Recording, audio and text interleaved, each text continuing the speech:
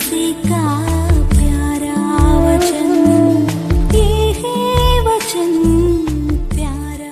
परमेश्वर के धन्य नाम की महिमा हो।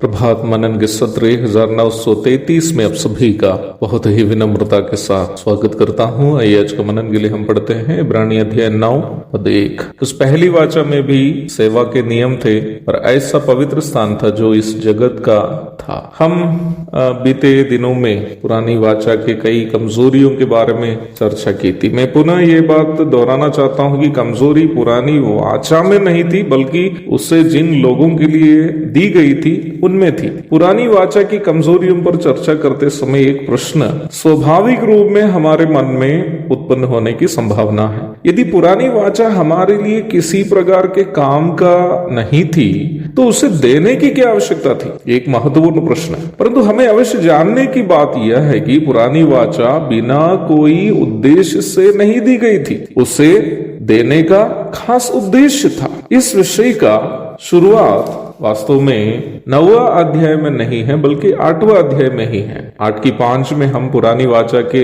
अनुसार बनाए गए तंबू के संबंध में परमेश्वर के द्वारा मूसा को दिशा निर्देश देते हुए पढ़ते हैं। वहां इस प्रकार हम देखते हैं, वे स्वर्ग की वस्तुओं के प्रतिरूप और प्रतिबिंब की सेवा करते हैं। जैसे जब मूसा तंबू बनाने पर था तो उससे ये चेतावनी मिली, देख जो नमूना तुझे पहाड़ पर दिखाया गया था उसके अनुसार सब कुछ बनाना। पिछले अध्याय के दरमियान हम इस विषय पर संक्षेप में चिंतन किए थे। पुरानी वाचा में दी गई सभी विधियां वास्तव में एक स्वर्गीय अथवा आत्मिक बातों के प्रतिरूप और प्रतिबिंब थे। यद्यपि वे सभी असलियत नहीं थी, परंतु असलियत की ओर मानव वंश का मार्ग निर्देशन करने वाले दिशा निर्देश थे। पाप में फंसकर परमेश्वर से और आध्यात्मिकता से दूर हुए मनुष्य को परमेश्वर और आध्यात्मिक जीवन की ओर अगुवाई करने की ईश्वरीय कोशिश थी इस्राएलियों को दी गई न्याय व्यवस्था।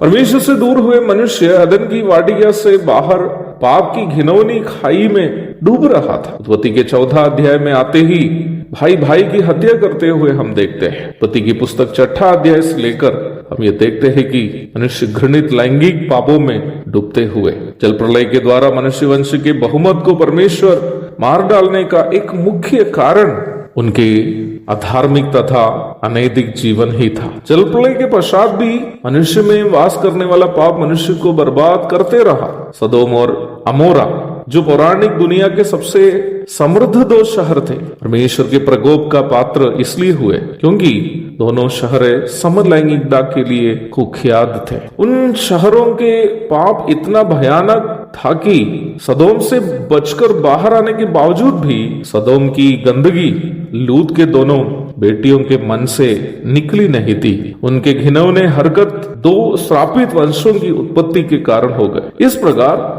मनुष्य वंश पाप की खाई से पाप की गहराई की ओर डूबते वक्त धार्मिकता और नैतिकता के नियमों को लेकर न्याय व्यवस्था आ गई। मनुष्य जीवन से संबंधित हर बात में न्याय व्यवस्था हमें नैतिकता का पाठ पढ़ाती है। आप केवल लेवी व्यवस्था की पुस्तक जरा पढ़ के देखिएगा। न केवल बलियों के संबंध में, सामाजिक जीवन, पारिवारिक जीवन, सही और गलत लैंगिक रिश्ताएं, बीमारी की इलाज, बीमारी फैलने से रोकना, अशरणों की देखरेख, सही और गलत भोजन शैली, इस प्रकार जीवन के हर क्षेत्र के बारे में आप इस पुस्तक में पढ़ सकते हैं। मैं आपको दावा के साथ कहना चाहता हूं कि यदि न्याय व्यवस्था परमेश्वर संसार को नहीं दी होती, संसार में आज बची हुई नैतिकता भी नहीं रहती। आज संसार में जो भी नैतिकता हम देखते हैं वो नैतिकता संसार की नैतिकता नहीं है, न्याय व्यवस्था के द्वारा मिली हुई नैतिकता है। वास्तव में एक उच्च स्तरीय आध्यात्मिकता की ओर न्याय व्यवस्था एक मार्गदर्शक अवश्य थी। यदि पुराना वाचा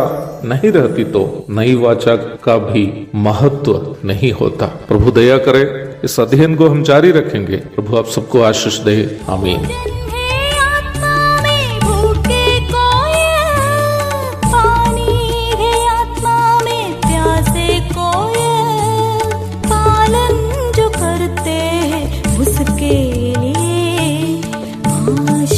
पाने का साधन है ये है वचन, प्यारा वचन ईश्वर।